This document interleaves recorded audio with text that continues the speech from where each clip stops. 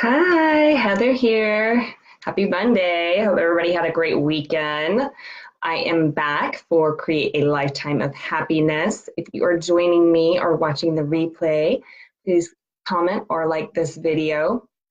This is video number 20. I'm so excited to be back. I can't believe we've made it through that halfway mark and almost the number 30. That's really exciting. I'm happy to be doing this with you guys and appreciate all the love and sharing and insight you guys have given me during this process. I'm really loving it. I am doing this series so that I can share with you my own experiences and tools that I use to help myself stay connected to my heart and help my clients and other people do the same. This way you guys can have that positive mindset and bring that to all your relationships so that you can have healthy and loving relationships. And that way you can learn to love yourself fully and the life you're leading, no matter what might be going on around you. And I always start off with a quote because I love starting my day off with quotes. I do it every morning. It just gives me that burst of energy, little warm, fuzzy feeling. So I like to share that with you guys as well. Today, I am sharing with Mark Nepo. I read from his book. Get this one. Just as no landscape can flourish without sun and water, our inscape must be irrigated and drenched with many forms of life if we are to thrive. Yeah, I really, really like this one. It's really close to my heart. So just as landscape must endure the harshness of the world around it, what nature provides to it, so must we. We have to go through things that are outside our circumstances, people's actions that hurt us, diseases, illnesses, loss, all these things that circulate. And then we also have the great things like meeting new people, staying connected, jobs that we're passionate about, having children, having family, all traveling, all these things that bring us joy. So there's this mix of this life that comes to us. So we have to endure the not so great, the storm, and also the calm after the storm, the happiness, the things that bring us joy. And if we can see the storm, see the harsh things that come our way that do help us thrive in the end, if we can see them by removing those goggles of shame and despair and that judgment and apply curiosity to it instead, we get to see those things as whole. We get to see them as a complete. We get to see the bigger picture instead of just our narrow focused emotion and energy that can sometimes be brought to those things. And when that beautiful sunshine finally does peek in through for us into our lives, we appreciate it more. We're able to be more present with it. It tastes that much sweeter when the good things come our way. So when we are able to endure and thrive the storm, it makes that calm afterwards seem that much greater. We get to actually tap into the greatness of what it is we are experiencing. So I really, really love that quote. It's beautiful. It was something that I read for my morning meditation this morning and just able to really lead into what I'm talking about today, which is intentions. So I'll read that quote one more time. Just as no landscape can flourish without sun and water, our inscape must be irrigated and drenched with many forms of life if we are to thrive. Tell me, do you agree with this? What do you guys think when you hear me talk about that? Do you allow yourselves to embrace the storms and the greatness? Or when the storms come, you notice that you go inwards and maybe shut down and cast judgment and get angry and don't allow yourself to maybe see what the greater good of it could be? Let me know. Comment, share. All right, today in Create a Lifetime of Happiness, like I said, I'm talking about setting our intentions. Intentions are something that are intended to be done, an aim or a plan. And something else I thought was really interesting when I was looking up the different definitions is in medicine, an intention is the healing process of a wound. And I really connected that definition, and I really believe in that definition because I personally believe setting intentions is a healing process for ourselves. It helps us get through the pain. It helps us choose to no longer suffer, to accept that pain and then move forward instead of continuing to live in it and suffer from it. And when we're able to set an intention for the day, it does keep us connected to our heart. Sometimes we might not always win.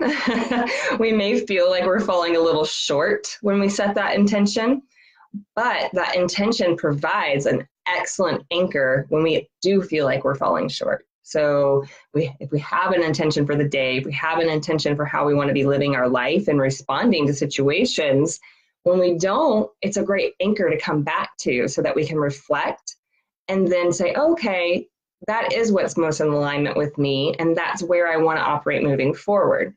Might have missed the mark a little, but at least I still have the opportunity to react and respond with the way that I intend to with each day. And it really does, like I said, it helps open our heart so that we know our truth. And the more that we know our truth, the easier it is to set those intentions for ourselves and how we want to be living and operating each day. And this is how I will set my intentions for the day. It's just a quick question to ask yourself, just really that inquire from within. And what you do is it takes a moment in the morning. You just pause for a moment before you rush and start your day. And you say, how do I want to be showing up? How do I want to show up today? Is it focused? Is it motivated? Do you have a big project at work? Do you have a long day where you're taking care of your kids? How do you want to be showing up to those things? Do you want to be showing up motivated, with love, with understanding, aggressiveness to get your goals done? Whatever it is, just asking yourself, how do I want to be showing up today? How do I want to show up? And when you ask yourself that, it makes you pause and you're like, I don't know, like, how do I want to be showing up? And when you are asking yourself that and setting that intention, you're kind of solidifying that in your mind so that when you are going through your day, each moment, you can come back to that and show up in that way and remember, like, oh yeah, that's what I want for myself, not anybody else, me. So even in moments of stress, I want you guys to apply that. So if you're a heated situation, some conflict, so, something going on, ask yourself before you respond, how do I want to be showing up in this argument? How do I want to be showing up in this relationship? How do I want to show up in response to conflict in my life? And you might not always get there, but when asking yourself that, you're setting that practice, you're building that memory, that muscle in your brain to do so. And it allows you to step back from those stressful situations. I'm like, okay, ego, you're driving me crazy. This is how I really want to show up. I know it stings. I know it hurts, that I got to push through it and not react how you want me to react. But this is how I want to respond. So I'm going to respond from that place. And when you're able to respond from that place in the middle of conflict, you really do feel your best afterwards. You're able to add more compassion to that conflict, able to add more understanding and acceptance and awareness, and most likely able to come to a solution faster than you would if you're being driven by your ego. And another powerful way to set our intentions is to lean into our faith. So setting your intentions through your prayers, how you want to be showing up, and then asking your faith for help. Maybe it's faith with yourself, faith in love, faith in whatever, higher being, faith in God, whatever it is that you have faith in, whatever you are connected to, asking for help from that source.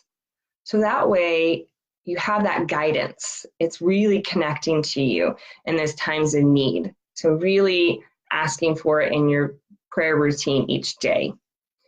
And when you are reflecting, when you've set these intentions for yourself and you're doing a little bit of reflection afterwards, there's something I want you guys to do that's going to help you focus on the progress you're making instead of focusing on those shortcomings that really kind of overtake our minds sometimes when we're playing those, oh, if I would have done this, I should have done that. Instead of doing that and really staying connected to your intentions, what you can do instead is say, what did I like about that? What did I like about how I handled that situation? What did I like by going through that experience? It could be anything. Oh, I really like that I was able to offer understanding, even though I was really annoyed by it. Or usually I respond really fast and I react really quickly. But this time I was able to keep my cool a little bit longer than what I usually do. That's a win. And then after you ask yourself what you did like about the situation, I want you to go into, what do I want to do more of next time? Maybe it is, okay, next time I lasted maybe 2 minutes without reacting and pausing and breathing. Next time I want to take another chance and give it another minute or two of stepping back using that stop method that I've talked about with you guys and pausing before I respond, or letting them know like, hey, I'm feeling really irritated right now and I think I need to step back and pause before we go further in this conversation. And just asking yourself, okay, what do I want to do more of next time? All right, that was Create a Lifetime of Happiness, where I was talking about setting those intentions. Comment and let me know, what was something that resonated with you? Was it just asking yourself that simple question of how do I want to be showing up? Is it stepping in and leaning into your faith? Or is it that reflection process that I was talking about, asking yourself what I do like, what I do want to do more of next time? That's one of my favorites, because when I allow myself to do that, it really does show how far I have come. But even when I feel like I'm in a rut or I've really like took 5 steps back or something, I can see like, okay, I'm not as bad as I used to be. I actually am making progress. And this keeps me motivated and connected to what I want to be doing for myself. I will be back tomorrow where I am talking about celebrating our wins. If you like this content, please like, comment, or share my video. It is my mission to help people heal their emotional wounds so they can have healthy relationships once and for all, not just with the people in our lives, but with our mind, body, and really connecting to our heart and soul. If that is something that interests you, please put interested in the comments or feel free to message me directly. I am always happy to chat. Until tomorrow, you guys have a great day. Bye.